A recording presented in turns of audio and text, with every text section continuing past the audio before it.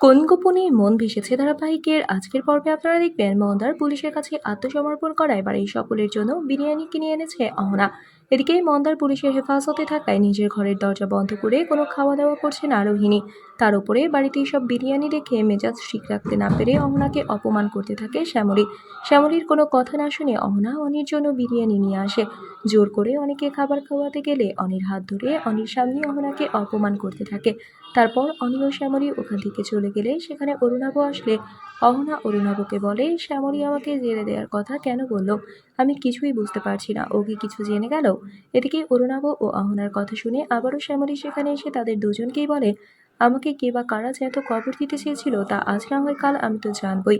আর সেদিন আমি তাদেরকে জোর দিয়ে বাড়িতে বিরিয়ানি নিয়ে এসে সবাইকে একসাথে খাওয়াবো। এদিকে আদালতে মন্দারকে নিয়ে কাঠগড়ায় তুলেছে। সেখানে অনি, শ্যামলী ও প্রিয়াও এসেছে। কিছুক্ষণ পর অরুণাভ ও অহনাও আদালতে এসেছে। তারপর মন্দার সত্যি দীপক শরণকে মেরেছে কিনা সেটা জানতে সেই মন্দিরের পুরোহিত মশাইকে আদালতে হাজির করেছে শ্যামলী। তাহলে কি এবার মন্দিরের সেই পুরোহিত মশাইকে আদালতে হাজির করে মন্দারকে নির্দোষ প্রমাণ করতে পারবে শ্যামলী? বন্ধুরা, আজকের পর্ব নিয়ে আপনাদের কি মতামত জানিয়ে দিন কমেন্ট করে। নিয়মিত সিরিয়ালের আপডেট পেতে আমাদের চ্যানেলটি সাবস্ক্রাইব করে সাথেই থাকুন। ধন্যবাদ।